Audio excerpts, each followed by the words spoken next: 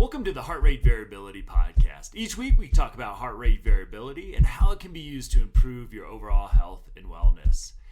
Please consider the information in this podcast for your informational use and not medical advice. Please see your medical provider to apply any of the strategies outlined in this episode. Heart Rate Variability Podcast is a production of Optimal LLC and Optimal HRV. Check us out at optimalhrv.com. Please enjoy the show. Welcome, friends, to the Heart Rate Variability Podcast. I'm Matt. I'm here with a very special guest that I've got to know him and his work over the last, maybe over a year since we first got introduced. Jason Waz from NeuPTTech, who I've just become a fan of his thinking and have been honored to do a little work where our interests cross over. So I'm excited to really nerd out, Jason, with you about your work, how HRV informs your work, and get into it. But before we do, just for our audience, introduce yourself. Yeah, thanks for having me.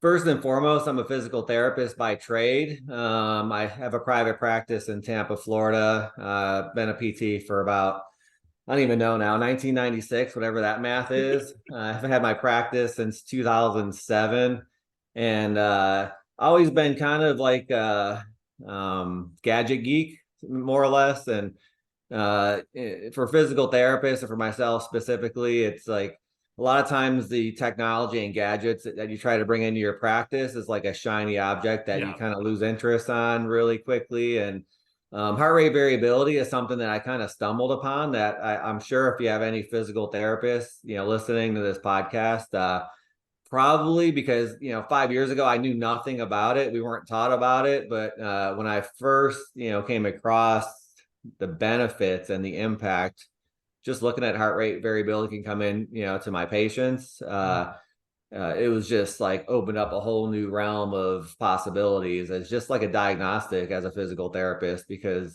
back in the day, we used to always call anything that wasn't like injury-based wellness. And wellness is kind of like an old term now. Yeah. And we started using the word optimal health, which I know, you have a product called Optimal HRV. That's how I found you and how we actually met, I think a little over a year ago. Yep.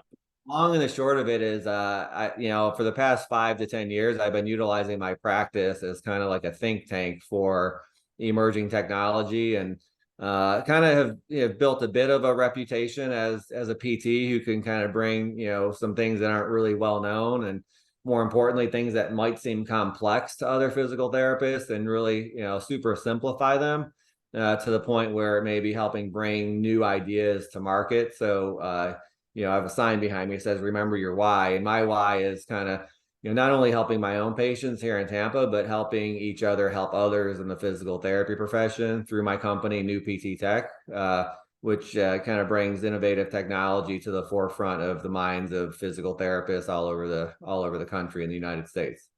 I love it. So having worked with some PTs over the years personally with injuries and other things, I think sometimes short-sighted, we're working with you all. I know that your scope is bigger, like, I got a knee injury. I'm going to doctor says I got to go to PT once a week for like that prescriptive thing, very specific thing. I'd love just maybe for our audience, like broaden our understanding of how you see physical therapy, because, we've had conversations about things like long haul COVID and other things as well that wouldn't necessarily fit, I think, under a lot of people's, like me, who's been to a PT for a very specific purpose. Just sort of spread that out for us about how you look at physical therapy.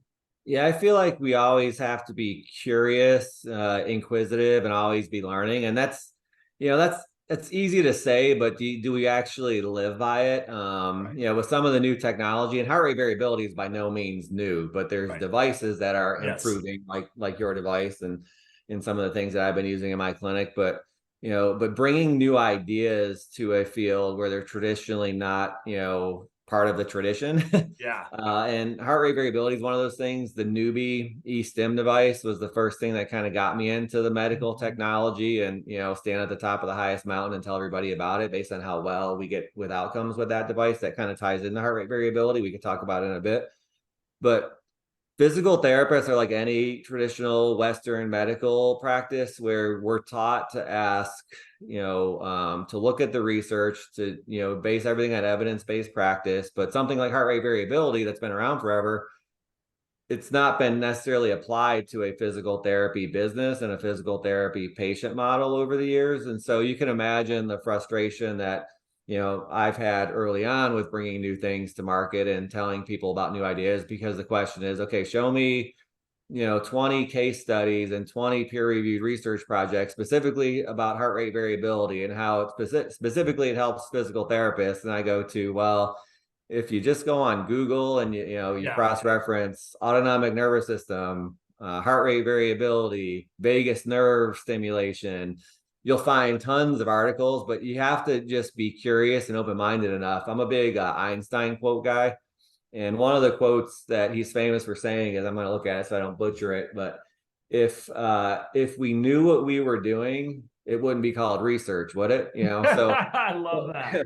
But with anything new, if there's not research or anything that directly points to your field, are you not going to be curious and look into it? So that's kind of where I spent my last 5 years in my own practice, doing clinical trials and case studies. And one of those big case study projects we started back in 2017 was noticing that with a rudimentary HRV monitoring device, we use pulse magnetic field, and the device that we use has like a finger sensor, so it would give us a little graph on where did their HRV start.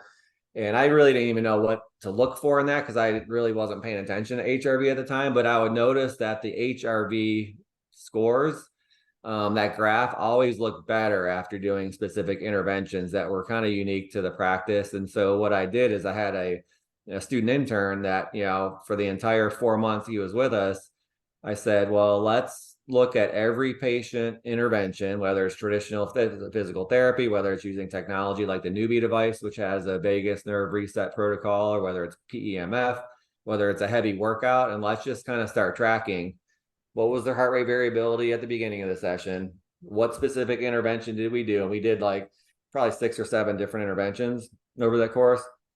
And what was their heart rate variability at the end? And so part of doing research, especially with clinical trials and research, is just gather the data, and sit on it and look at the data at a later time and see what adds up. And we found, 2 specific interventions really helped move the needle on improving a patient's heart rate variability.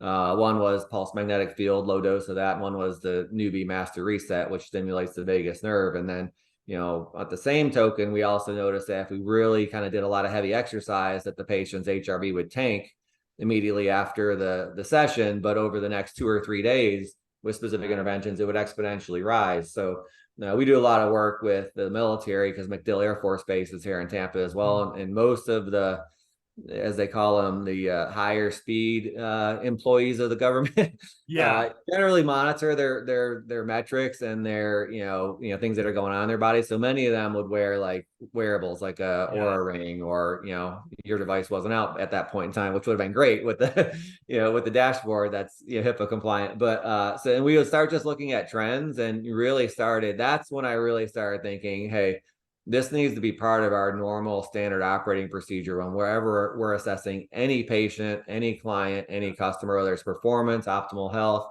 physical therapy, because it really is a snapshot looking at heart rate variability into, how healthy is the most important part of the system of our being that controls everything, which, starts with the autonomic nervous system. So. Yeah, and I wonder, like, as you become a leader in this area in physical therapy and beyond, I know your scope of your practice is pretty big, and it seems to be expanding every time I talk to you. So, like, I'm interested, again, forgive the layman's understanding, but is how much was, I guess, historically physical therapists thinking about the autonomic nervous system and autonomic regulation. And then have you seen that changing as you've started to have these conversations? Is it kind of an easy conversation? Is it harder? I'd love to kind of hear your experience of bringing the HRV science into physical therapy. Yeah, to be honest with you, I personally, and I feel like I'm pretty well-rounded generalist, and I've been in it for a long enough time. So eventually you kind of, you learn things and it kind of sticks, right? But as a physical therapist, I would guess if I had to kind of pigeonhole, based on just where, physical therapists I've worked with and I still work with that have worked in my practice and myself, hardly, to answer your first question, is hardly ever pay attention to the autonomic nervous system. The one condition that changed names over the past 10 years that got us thinking about the autonomic nervous system, if we got that patient to come through our doors, used to be called reflex sympathetic dystrophy. Now it's called complex regional pain syndrome, CRPS. So we would pay attention to it, but really not know how to treat it, and desensitize that part of the body into functioning. And so, a lot of, physical therapists, we look at vitals and, recovery rates and things like that. And, if we work in athletics, you can kind of tell when an athlete is in burnout mode because their progress is delayed, or they plateau because they're kind of overtraining. And so we knew that, but we never really directly attributed it in a case by case on a daily basis with autonomic nervous system. And like I said, when I started looking at that and just being able to tell a patient, okay, you are overtraining from an athletic standpoint, this is where you're at, showing them a metric on a piece of paper on a colorful graph, if the software will allow that with heart rate variability, and saying, okay, we're going to do this one passive treatment called a master reset with the newbie, where we just put electrodes on your neck and on the bottom of your feet using pulse direct current in a proprietary way. There's no way I would have convinced that athlete to lay on a table for 20 minutes with this special E-stim. They would think they had TENS unit on their neck and on their feet. And how's this going to help me with athletic performance? But when you can explain it to them and show them the metric, first, that in kind of layman's terms, talking about sympathetic is kind of like if there's a cheetah chasing a gazelle, the gazelle needs to be able to run really fast with their sympathetic nervous system dominance to run from the cheetah. But if the cheetah catches the gazelle and starts eating it, the cheetah needs to be in parasympathetic so they can digest the food that they just, but your body needs to be in a balance between the two. And if you're really, swayed one way or the other, we need to kind of be able to adapt to that freely. But if they don't have a visual or a clear understanding of why that's even important, you're not going to get anywhere with them. And if you don't even know as the treating clinician and you're just guessing, I kind of compare it to playing darts. You can either play darts with your eyes open or eyes closed. But, if you know somebody's autonomic nervous system is in the tank, they have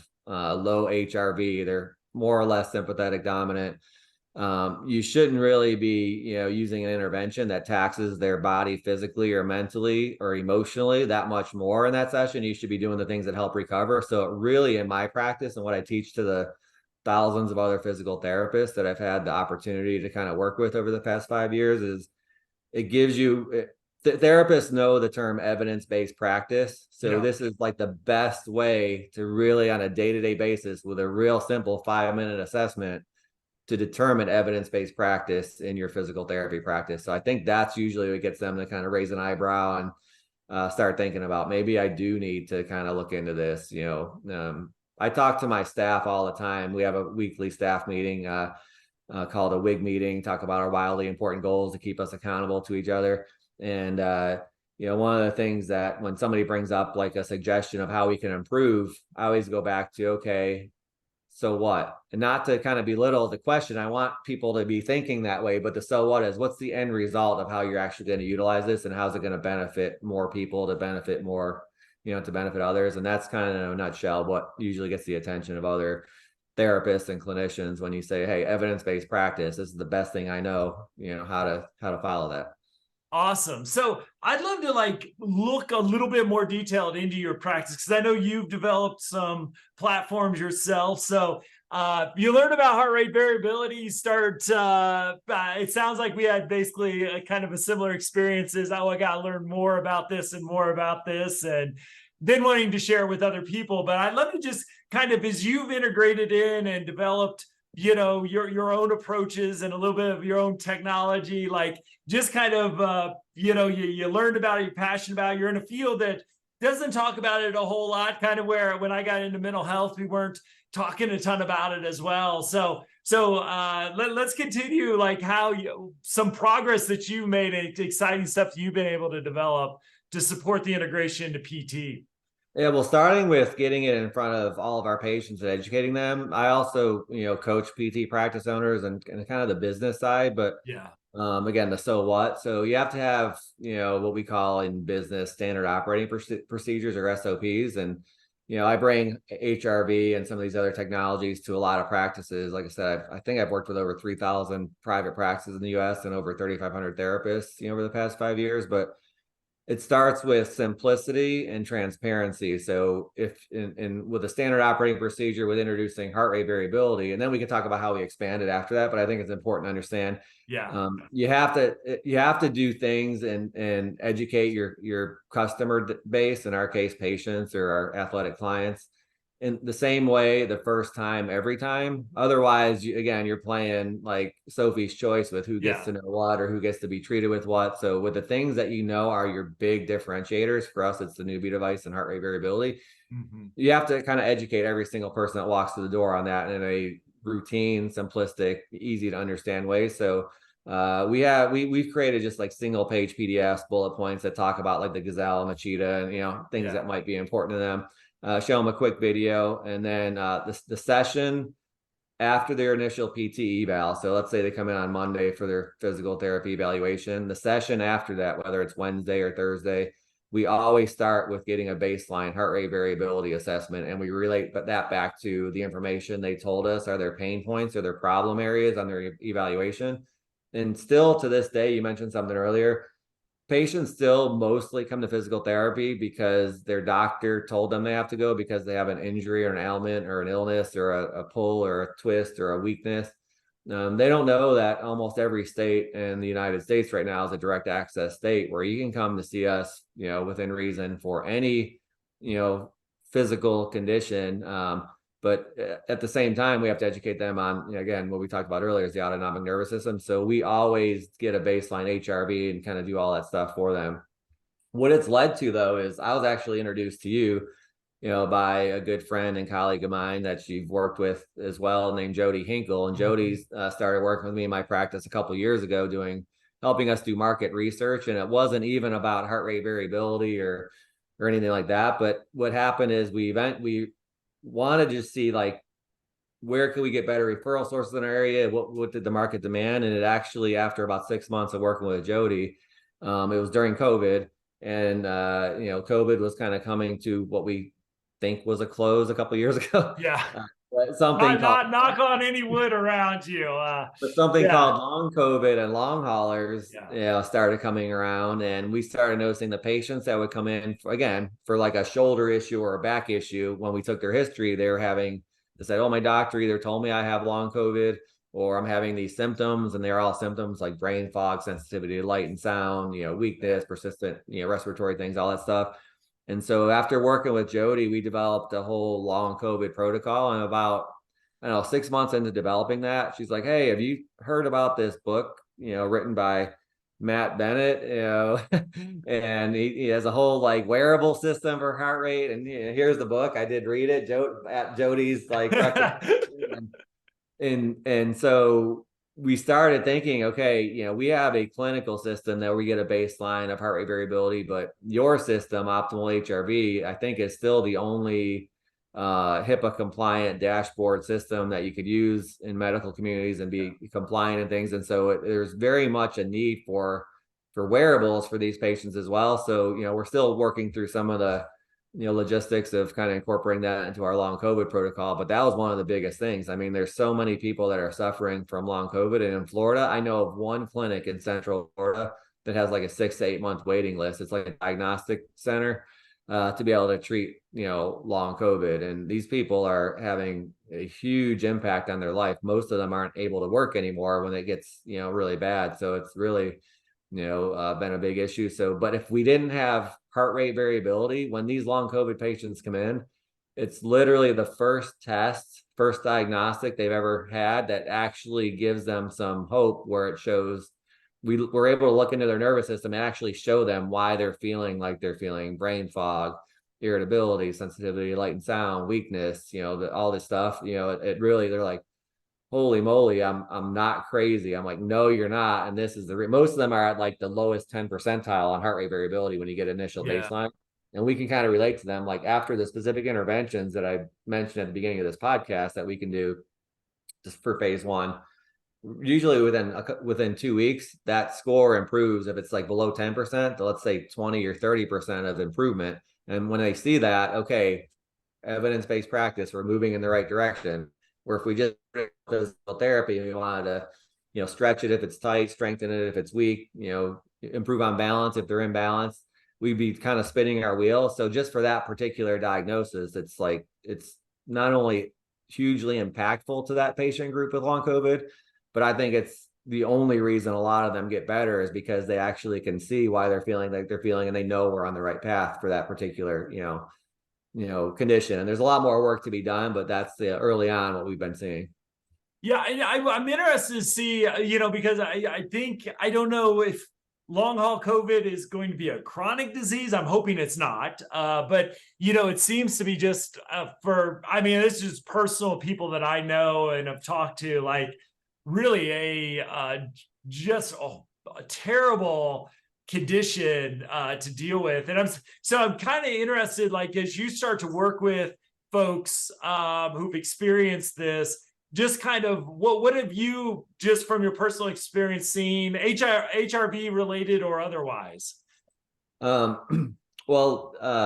one of the things is again getting educating the general public that there are other alternative diagnostics and medicine out there that could kind of at least help them identify a baseline of where they're at. So that's kind of like I said, where we start with it. So we did a whole campaign in a local publication, like a press release and a health and wellness publication that goes to doctors' offices, just kind of relating to their problems that they're having. So we just kind of listed some of the symptoms, and have you been told, or do you think you might have long COVID? If so, come in for a free screening. And so we would do screenings of HRV sessions. And again, it literally was the cross between patients looking like they saw a ghost after they saw their report, and breaking down emotionally into, oh my God, like, literally, I'm not crazy. These symptoms are like real, and I can actually see why they're there. And then having done the previous legwork with using some of the other technology over the past, several years since 2017 of knowing what things through doing hundreds of trials and case studies generally will help improve, their health and not. And so that's kind of like the starting point. But, so with the long COVID protocol, we have 2 weeks where we're only doing the passive stuff that we know helps the autonomic nervous system, including meditation and mindfulness and biofeedback, which again, this isn't a plug whatsoever. I know you probably don't even like there being a plug for your product on your podcast, but it's okay.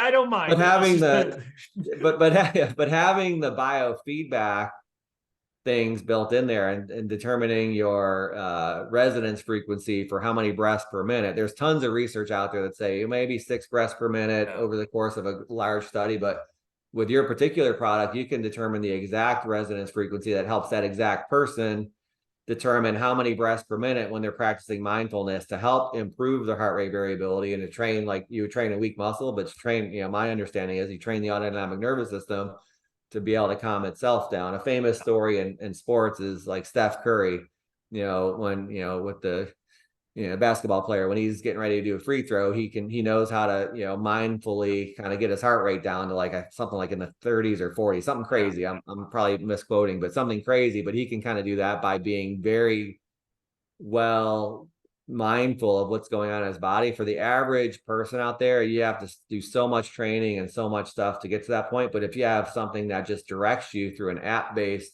product like yours, and you can kind of, just follow the ramp going up to breathe, follow the ramp going down to breathe, and knowing through monitoring your heart rate variability while they're doing that initial test, that's going to be ideal for them. And the patient or client does that 2 or 3 times a day. Like, you give them something that's very real, that's science, and, metrics and stats based, Awesome.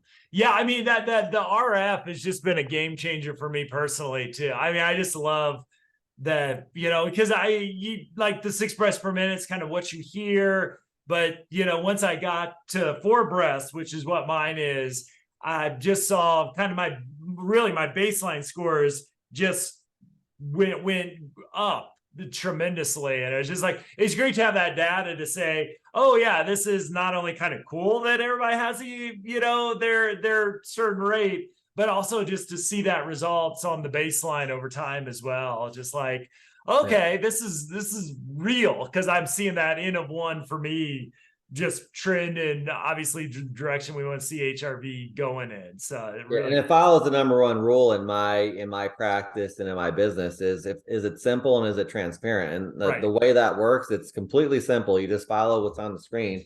It's transparent because you see the results at the end, and that's really what drives compliance for the patient. And to see if they don't see, I'm a medical provider, so by definition, I'm changing gears a little bit, but it's pertinent. yeah. By definition, I'm horrible at sales and I'm horrible at marketing. As medical practitioners, the word sale is a 4-letter word, right? Yeah. But if you're teaching, you're not selling, right? And that's kind of part of it. And but the bottom line is, if you're not listening to your patient either, and you don't know what their problem is, if they don't have a problem, there's nothing to sell them. If you don't listen to their problem, there's nothing you can educate them, which will make their ear perk up. It's kind of like the 90-10 rule. If it's useful to 90% of the people, but based on your messaging, it only gets through to 10%. It's like it's a lost cause, right? So that's kind of where I've been, fortunate enough to kind of see things from a big picture and be able to kind of take things that could be very complex and really simplify them. And that's kind of the way I've gotten through to so many other physical therapy practices over the past several years here, is by taking kind of complex things that would be really difficult for them as an association to kind of, understand and onboard, not because it's that tough, but because they're so much in their whirlwind of everything else they're already doing. But if you can make it super simple through an app or through a device or through a 5-minute test and show them how to kind of relate back to the patients, then you get to 90% of the people instead of just 10%. Absolutely. Well, yeah, absolutely. So I'm interested, sort of, and I got a follow up to this as well, more generally, but I wonder, as you start to advocate for this, introduce again some emerging best practices into physical therapy, sort of, how do you see this spreading out there? Are people getting excited about this? Like, where do you kind of see in physical therapy specifically heart rate variability sort of growing and getting more exposure within the field? Do you think that it's open to that? I'm just kind of interested how you see sort of your work, growing in this with the heart rate variability passion you have. Yeah, there's about, and I'm in the private practice sector, but it's obviously very important in acute care and subacute and like that, right? And this is just physical medicine. People have aches and pains and want to be able to perform better. But there's I think about 40,000 physical therapy private practices in the United States. And I know that about 3,000 of them have heard about heart rate variability through us. I don't know if many of them are using it. I know. We also work with a lot of professional sports teams with to various extents, whether it be, working with their athletes or working with the training staff to bring on technology. And most teams have what they call a performance scientist, with them. And so those groups generally are monitoring heart rate variability through wearables. So I think it's kind of like, if you can kind of go into the private sector with professional teams and they're using it, eventually I think it's going to trickle down, even if it's not related to sports, into the grand scheme of things. But I feel like from a business model standpoint, you have to have something that just works and there's enough science behind, and heart rate variability definitely has that. But I feel like it's what they call a blue ocean kind of product, or blue ocean strategy, because it's so easy to use and interpret, but it's being used in so few.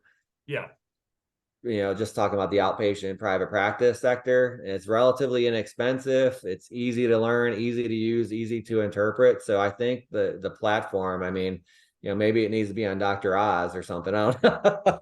But that's the most frustrating part, right? You know how well it works. I know how well it works, but how Yeah. do we get to so many people? So I'm at all the conferences with NeuFit, promoting the newbie and talking to people how amazing that thing is that I think is going to win the Nobel Prize in science in the next, 5 to 10 years based on the things that thing's doing. But I always have my heart rate variability assessment tool there. And I talk to people about that while I'm talking about these complementary other pieces of technology. So it's still kind of in the boots on the ground. Doing podcasts like this definitely helps get it out there. But it's that's probably the most frustrating part with anything new that can help so many people is you have to be very patient with getting through to either a lot of the kind of right people or a lot of the really right people that can help you promote it. I think the people that are in the middle, one of the things that Chris McChesney, who is part of like the 4 disciplines of execution, he wrote the book, which is how we do our WIG meeting and how we have our accountability meeting.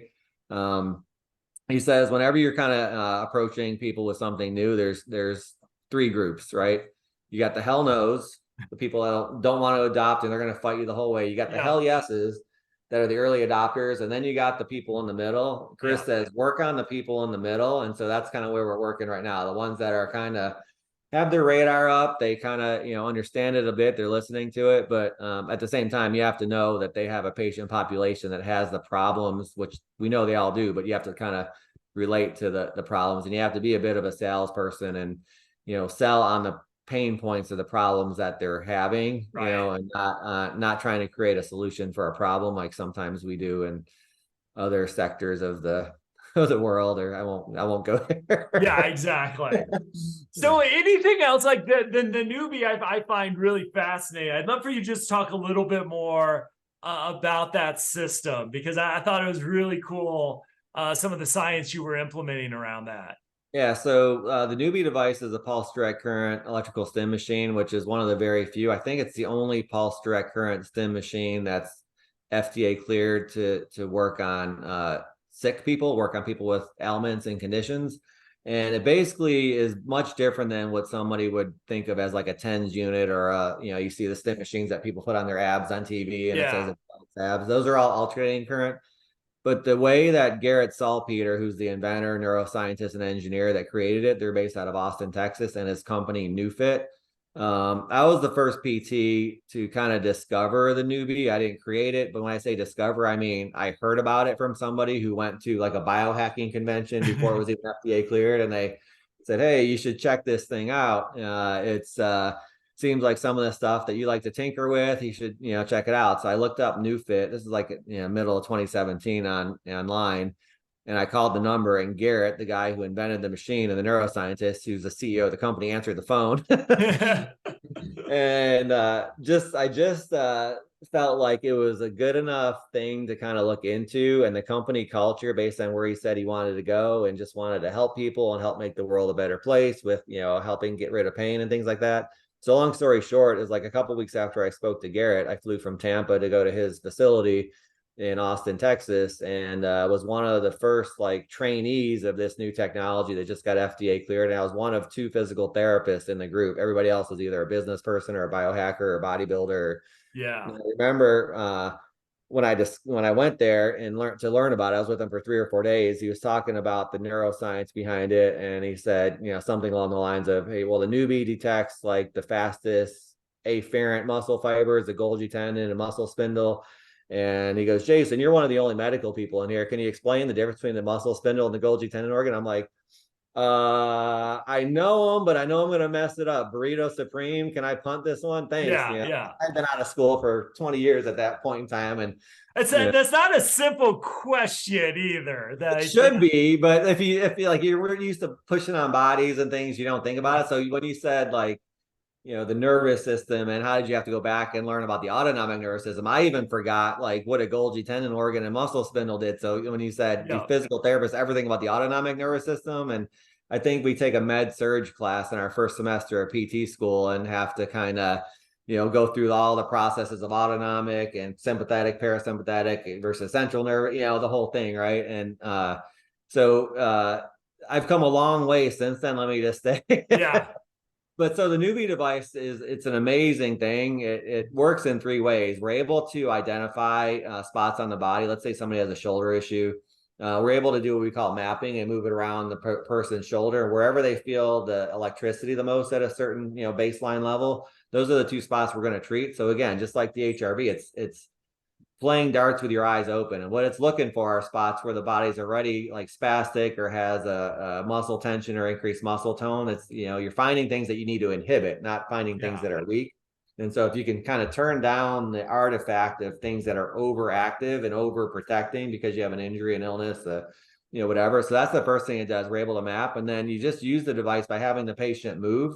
And what happens is within a couple of reps, they start feeling electricity less. So we know we're kind of using that electricity. I kind of say almost like a shot collar on a dog, but not that intense, where as their body kind of learns that that's not a protective mechanism that they have to do, it starts calming down and calming down and calming down. So within one session, you get like a 10x multiplier because you're just doing the same movement that you would do in physical therapy, but it eliminates that afferent feedback to the brain telling those muscles they have to overprotect. So that's one of the uses of it. Another one is what we talked about, the autonomic nervous reset. We call it the master reset. You just put two of the pads on the back of the neck and two on the bottom of the feet and just let the patient relax on a table or a bed for 20 minutes while it's running really light. And, it basically works by vagus nerve stimulation. So it automatically, down regulates the autonomic nervous system. And then the third thing that it really is done, and we have two peer-reviewed studies, that it acts as almost like an anabolic effect for muscle building. So we did a study with the University of South Florida. And Sam Buckner is the researcher there, and he has like 60 published studies on blood flow restriction. But the first study was done a couple of years ago, and they just detected bicep strength with the newbie, with no weight, no resistance, just doing so many reps, with the arm. And then they did traditional heavy weight resistance training with the other arm.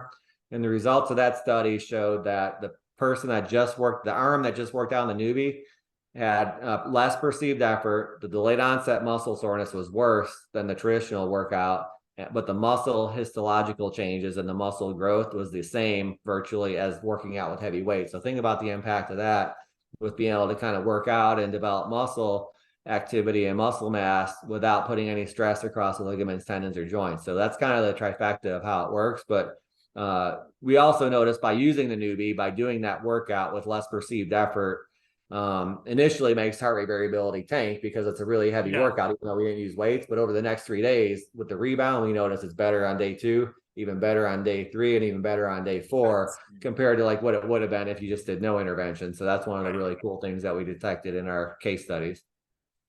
Vagal stimulation is one of those interesting topics that I think there's maybe enough cheap devices on the market that it kind of can get a bad name.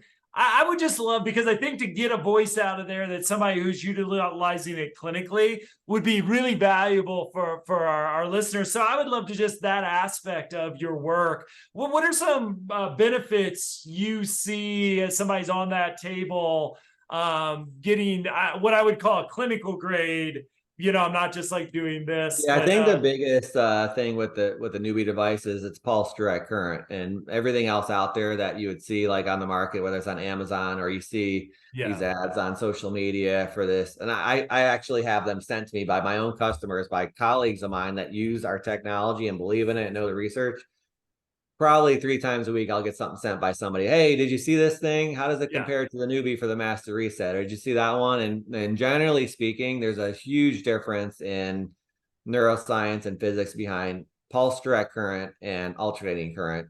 Pulse direct current works more similarly in the way that our body's natural electrical system, kind of works. And alternating current is kind of something that I would relate to. If you put alternating current on somebody's sore knee, like a TENS unit, it's going to numb the knee up and it's going to feel a little bit better. But if you turn it up high enough, it's actually going to cause a co-contraction of those muscles and actually cause the same effect that would happen when we have the injury response. Whereas the newbie, it actually, as we talked about, it kind of works by identifying spots where it's already hyperreactive, sending an afferent signal to the brain and kind of calming that thing down. So very similarly, when you stimulate the vagus nerve with the newbie, like I said, one of the things that we also saw that actually works with that really well, though, is pulse magnetic field, specifically using low dose, low intensity PEMF in the same way. It doesn't work necessarily as good as a newbie based on our studies, but those two are the top 2 things.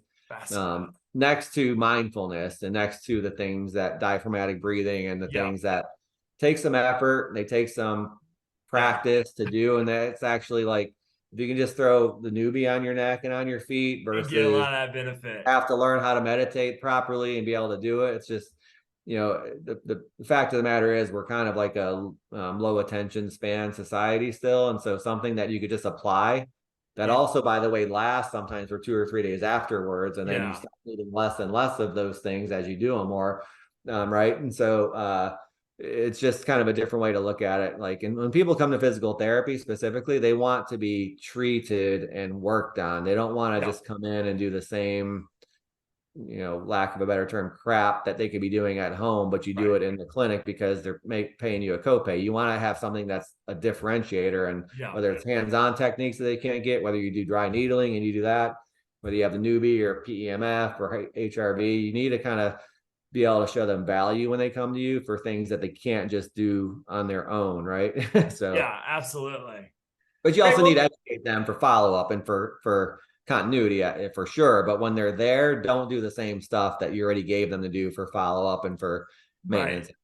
Yeah, exactly. Yeah, I think that's why I know me, family members, friends like that, well, I'm doing these exercises at home. I got my printout. Like, yeah, why do I have to drive across town and, skip work and do that? So I love that integration of technology. And thanks for that vagal stimulation. Cause again, it's something that I'm trying to like, I get asked a lot too, is like this, what is this? Is it worth is it worth $50? Is it worth the $100 product, $200 product? And, it just is kind of hard to recommend because I haven't tried them all. And the science is sort of sketchy. So not sketchy, I wouldn't say that, but I think there's question marks around it. Yeah. So hearing that experience and that methodology is really, I think, useful, and probably for our audience as well, as they kind of manage this. I think we get all excited about it because we're such nerds for the ventral vagal nerve that Right. like, oh, we can stimulate this, and Right. maybe the non-meditator, or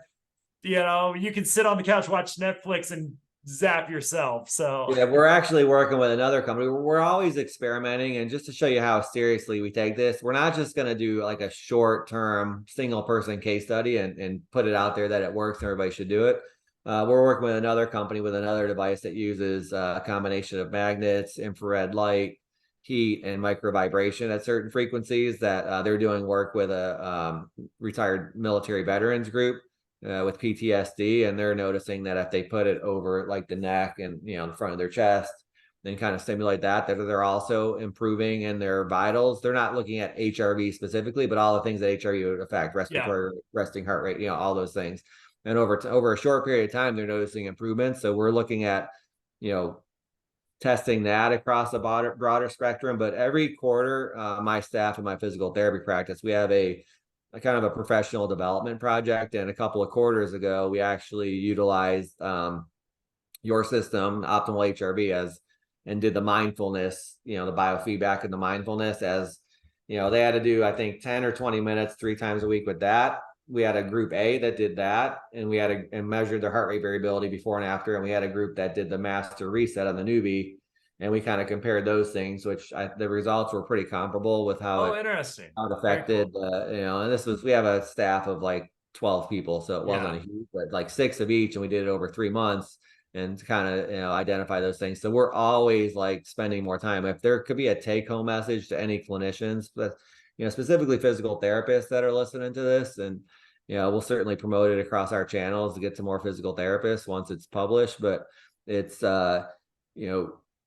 utilize your clinic to you don't have to use your patients that are coming in there to get help as guinea pigs, but you start paying attention to things, start paying attention to things that are helping and not helping. And when I teach people how to utilize a newbie or HRV and bring it on board, we start talking about protocols. And I laugh because, as a young therapist, anybody who's ever heard the word protocol can remember, their first job and their second patient, and they deviated like one line from the doctor's post-op protocol, and the doctor calls the boss and says, "I'm never sending another patient to you again if your therapist doesn't do ultrasound on visit 2 with every single patient. They're deviating from my protocol." So I'm very careful when I mention about how we develop protocols with the technology that we're bringing to market.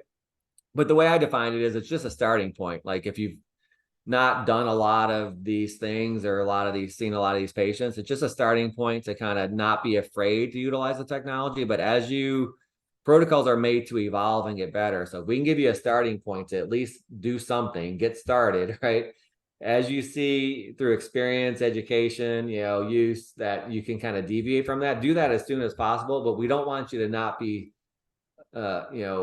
courageous enough to at least use something new and start it. So we give you a starting point, and we call them quick start guides to use, whether it's a newbie or HRV or kind of things like that. But we want our protocols to be expanded upon because, we have a lot of bright people that are in this field that they're clinicians, they're not technicians, but if you kind of give them a starting point, it'll be more well adopted. I think, that whole blue ocean mindset. Yeah. Awesome. Let me get you out of here on this one. I would love it as somebody who's, and you can HRV technology, I'll let you play with whichever way you want to go, but love to get you looking 5-10 years down the road. Where is somebody who's I would say an ultra early adapter of technology, maybe in that 5 or 3% on that edge of the curve? Where do you kind of see HRV going, technology going around autonomic nervous system regulation? Where do you see this headed beyond physical therapy, just in the health and wellness space? Yeah, let me kind of think on that for for a minute. But I think we had a lofty goal 5 years ago, with reaching the new technology. We're like, if we can get to 5%. Yeah. I think back then it was 30,000 practices. And so I think we've reached that many, not maybe that many that are actual adopters, but people that are starting to kind of listen to the new things. But one of the things I tell every person that will listen to me, again, we're talking about my area of expertise currently, which is outpatient private physical therapy practice or outpatient practice, is when a patient, just from a business standpoint, forget about how much value you're going to add to helping them get better quicker, which will also be a byproduct. But if a patient walks into your practice, and I may be dating myself by, sharing these brands, when a patient walks into your practice, the physical therapy practice of the future, they should feel like they're walking into an Apple store, right? You walk into the Apple store, it's very neat, it's very minimalistic, modernized. Every section has its own space. And, I'm in the laptop section, I'm in the phone section, I'm in the, whatever, iPod section, I'm in the, TV section, whatever it is. And they shouldn't think they're walking into a Radio Shack, right? Right. The most outpatient practices, you have to be willing to reinvest in your product, in your business. And I think if physical therapists can think of their business model as, what product am I delivering to my customer base, or any medical practitioner? Not necessarily am I developing providing a service, but what do they think of your product? Do they think you're the most innovative and you get them better the quickest, and you have a differentiator, and you have the education, training, support, staff, equipment? That's where heart rate variability could really help, like, exponentially. I mean, we don't even have to deviate into the general world. I mean, there's enough in there just in the physical medicine and the outpatient practice thing. But heart rate variability is something that, if you want people to think you're George Jetson and not Fred Flintstone, better be adopting it, because it's such an easy thing to really tap into somebody's inner workings of the system in their body that virtually controls the health and well-being of every other system. We look at one metric called biological age. I'll just end on this. And most researchers, when you can kind of quantify biological age versus chronological age, will see that as, what is your lifespan? What is your longevity? How long, are you going to live if all the other systems are working and you don't get hit by the proverbial truck, right? And so that's one of the metrics that we share with people. And if you could show, they come in and they're 55 years old after a total knee replacement, and we look at, the heart rate variability system we use in clinic, and it says their biological age is 75, not 55. But within a week, even after we're helping them recover from their total knee replacement, we retest them, and it now shows they're 50. By doing the proper education, and not smoke and mirrors, but really by backing it with the science behind it, I mean, they gain 20 years of their life back while they're rehabbing from their knee that they never would have known about because, nobody else is addressing that. I mean, that's real value to me. And that's kind of where I see, the message of heart rate variability coming in. There's other things that are important out there as well, but if you can just look at that one thing and specifically biological age, you're like, wow. And it's funny. They always like, Yeah. hey, I could tell my wife now that she doesn't have to go out and get a younger version. Or if you get it, we hear this all the time when we produce results for pro athletes, especially the ones that are getting into like maybe their 30 to 35-year age group.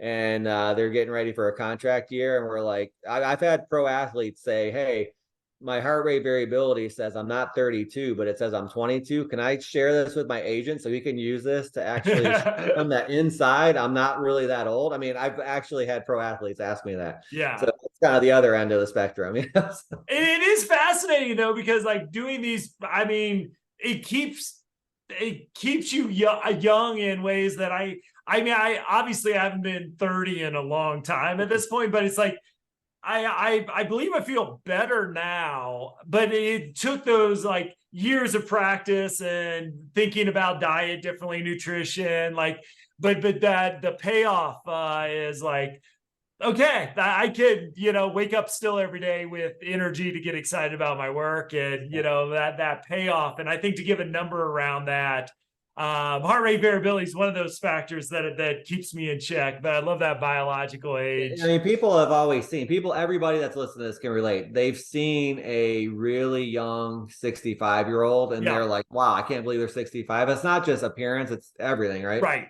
How their presence is. And then they've seen like a really old 32-year-old, right? And so everybody can relate to thinking of one person right now they ran into in the past week. They're like, wow, they're that old, or wow, they're that young.